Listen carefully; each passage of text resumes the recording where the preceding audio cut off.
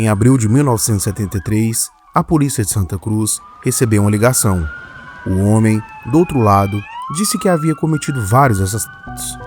Deu nomes, deu endereços, descreveu detalhes que ninguém havia publicado.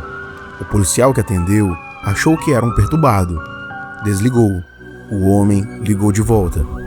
E de volta. E novamente. Na terceira ligação, alguém resolveu verificar. O nome dele era Edmund Kemper. Ele tinha 24 anos.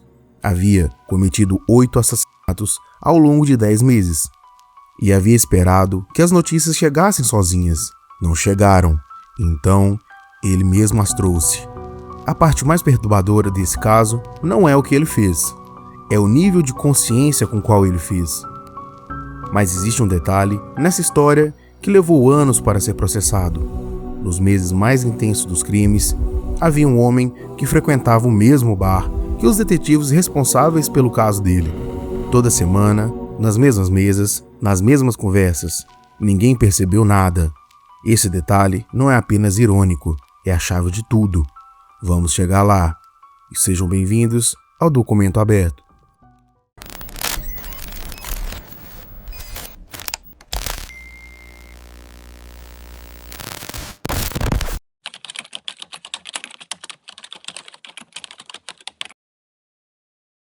Edmund Emil Kemper III nasceu em dezembro de 1948, em Burbank, Califórnia. Filho de Edmund Kemper Jr., veterano da Segunda Guerra Mundial, que havia sobrevivido a 96 missões de combate, e de Clarnell Stage, uma mulher com necessidade profunda de controle sobre tudo que estava à sua volta. O pai foi embora quando Ed tinha apenas 9 anos. Não foi uma separação violenta. Não houve grande cena. Ele simplesmente foi. E Clarnell ficou. O que Clarnell fazia com Ed não tinha nome claro na época. Ela o humilhava com consciência. Controlava ele, comparava ele com o pai, que havia abandonado a família. Dizia que ele nunca seria nada. E à noite, trancava Ed no porão, com o argumento de que tinha medo de que ele fizesse algo com as irmãs mais novas. Ed tinha 10 anos quando ela começou a fazer isso. O porão não tinha janela. Durava até de manhã. Ele subia, ia para a escola, voltava e repetia. O que chamava atenção nesse período não era a crueldade isolada, é o silêncio ao redor dela. As irmãs tinham quartos. A mãe tinha uma vida social ativa. E havia um menino com QI de 145 que dormia no porão e não dizia nada para ninguém. Ele lia compulsivamente, memorizava detalhes, observava padrões de comportamento nas pessoas ao redor, com uma atenção que mais tarde os psiquiatras chamariam de extraordinariamente desenvolvida para a idade. Ele guardava tudo, não processava, não exteriorizava, ele guardava. Aos 13 anos, Clarnell decidiu que não queria mais lidar com Ed. Mandou ele morar com os avós paternos em North Fork, uma cidade de algumas centenas de pessoas encravada na Sierra Nevada, a mais de 300 quilômetros de qualquer lugar que Ed conhecia. O avô, Edmund Sr., era quieto. A avó, Maud, era autoritária. O ambiente era isolado. Não havia escola próxima. Não havia amigos. Não havia nada que se parecesse com a vida social. Ed ficou lá por 2 anos. Em 23 de agosto de 1964, Ed tinha 15 anos. Ele atirou na avó enquanto ela sentava à mesa da cozinha, escrevendo, 3 vezes. Depois, esperou a avó chegar na garagem com o carro. Atirou nele também. Ligou para a mãe, depois ligou para a polícia. Quando perguntaram por que havia feito aquilo, Ed respondeu com a frase que os investigadores trataram como um sinal de instabilidade severa. Ele disse que queria ver o que seria. Mas essa frase não era instabilidade. Era a primeira resposta honesta de alguém que havia passado anos observando as próprias reações sem conseguir entendê-las.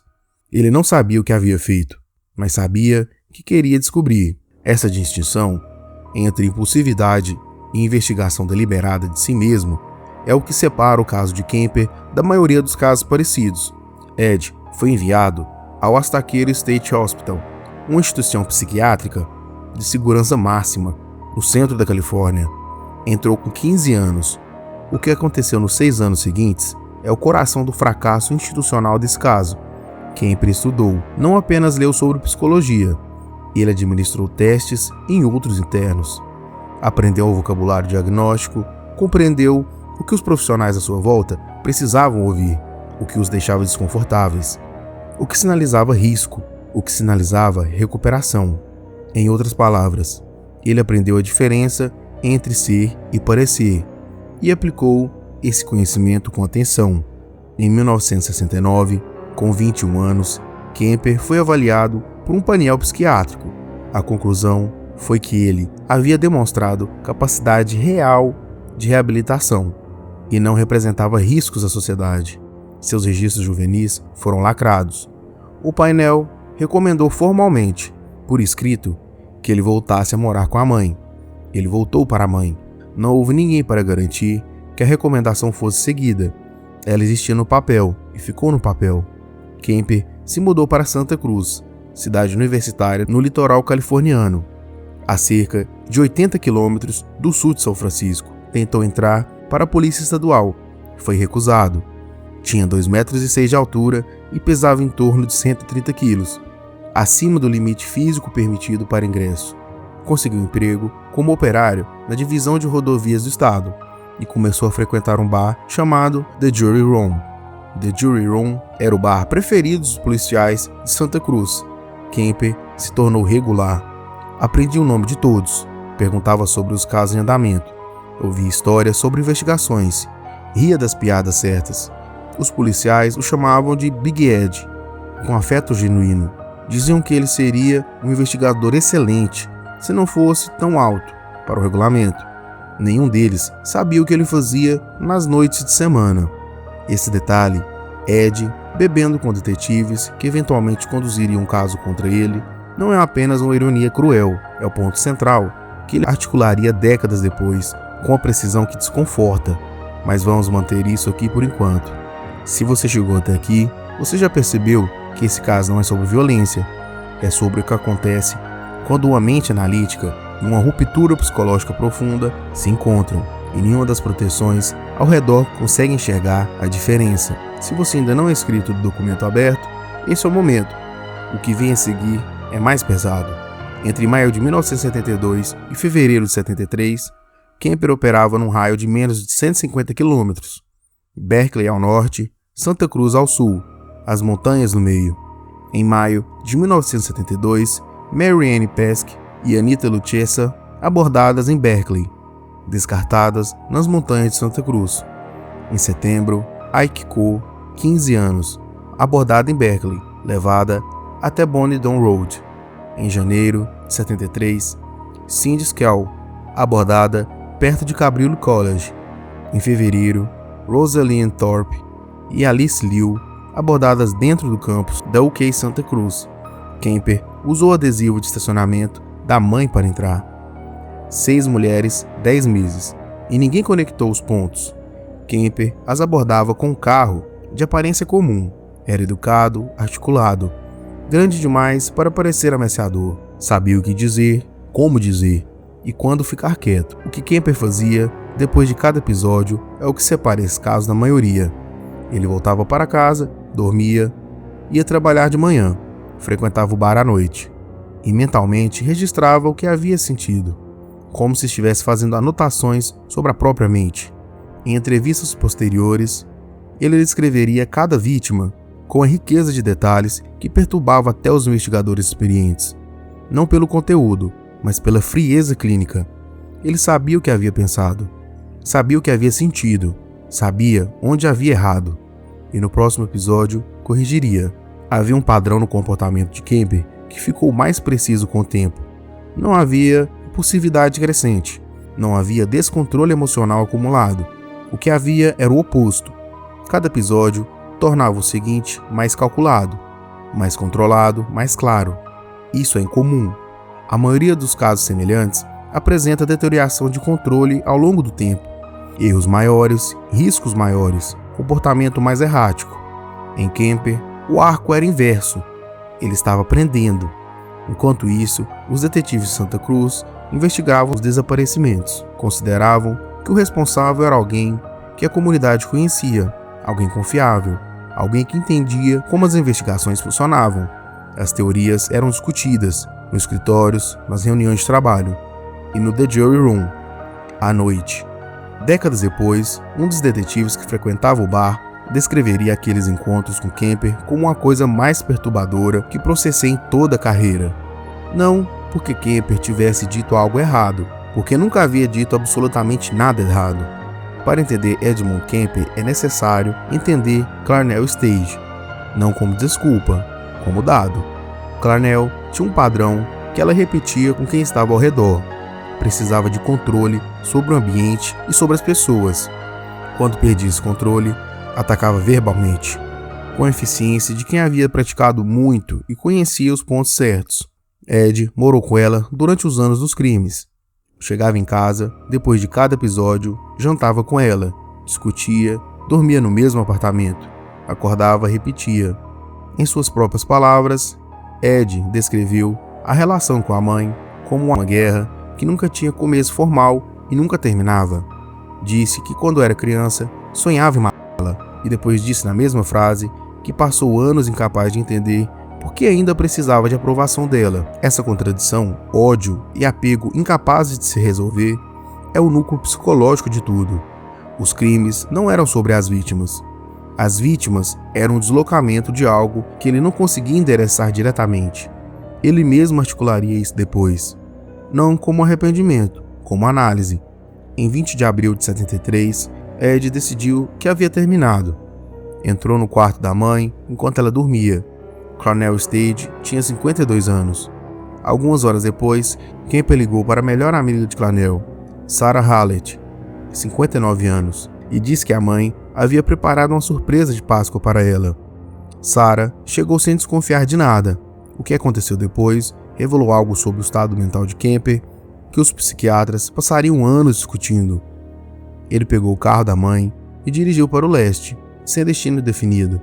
Por dias, ouvia rádio, esperava que as notícias cobrissem o que havia acontecido em Santa Cruz. As notícias não chegaram. Nem o corpo havia sido encontrado ainda.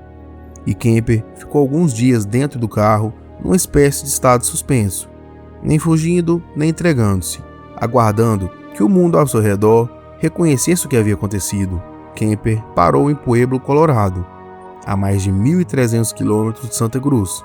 Entrou em Orelhão e ligou para a delegacia de Santa Cruz. Disse o seu nome, disse o que havia feito, deu endereços, deu detalhes, deu tudo. O policial que atendeu não acreditou. Kemper ligou de volta. E novamente. Na terceira ou quarta ligação, alguém resolveu verificar o apartamento da mãe. Encontraram exatamente o que ele havia descrito. Kemper ainda estava em Pueblo, esperando. Quando os policiais chegaram, ele estava sentado num carro alugado, próximo ao Orelhão. Entregou-se sem nenhuma resistência.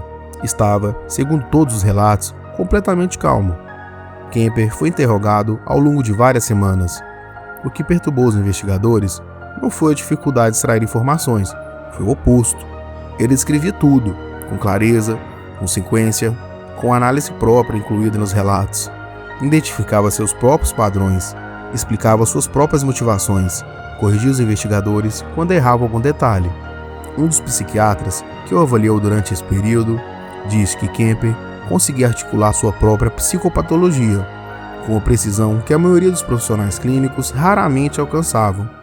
Não era arrogância, era discrição. Kemper pediu a pena de morte. O tribunal não aplicou. A pena havia sido suspensa temporariamente na Califórnia naquele período. Ele foi condenado a 8 penas de prisão perpétua consecutivas. Ao longo das décadas seguintes, colaborou extensivamente com a FBI, com os agentes Robert Hessler e John Douglas. Estavam desenvolvendo o que viria a ser o Programa de Análise de Comportamento Criminal. As entrevistas que concedeu contribuíram para o entendimento de como certos padrões de comportamento se formam, se instalam e resistem à detecção ao longo do tempo. Agora, voltamos ao bar. Por que Edmund Kemper frequentava o The Jury Room durante os meses dos crimes? A resposta mais simples é que ele genuinamente gostava dos policiais e provavelmente gostava mesmo. mas ele deu uma resposta mais precisa décadas depois, em entrevista.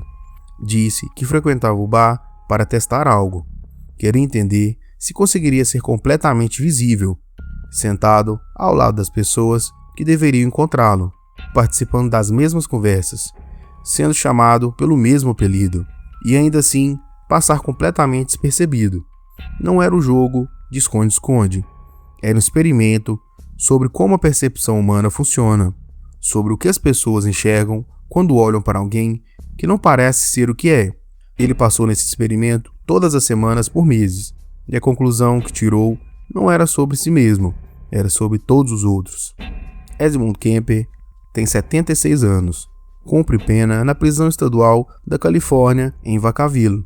Em algum momento das suas entrevistas, que concedeu ao longo das décadas, um agente do FBI perguntou a ele o que a sociedade deveria fazer com as pessoas como ele. Kemper respondeu sem hesitar.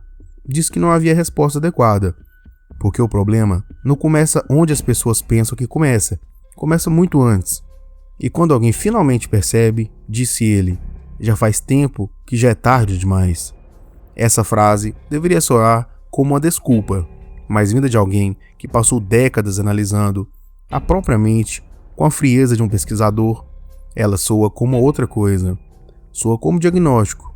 O que fica desse caso não é a violência, é a consciência.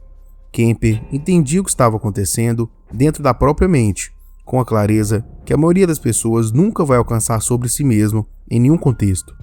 Essa clareza não o deteve, não o perturbou, não mudou nada. E isso é o que perturba de verdade.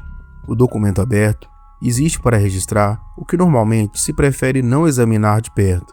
E esse caso deixa uma questão que não fecha com facilidade. Se a deterioração começa muito antes do que qualquer ação visível, quanto antes ela já começou, em casos que ainda não chegamos a conhecer. Agora, nós fechamos este documento.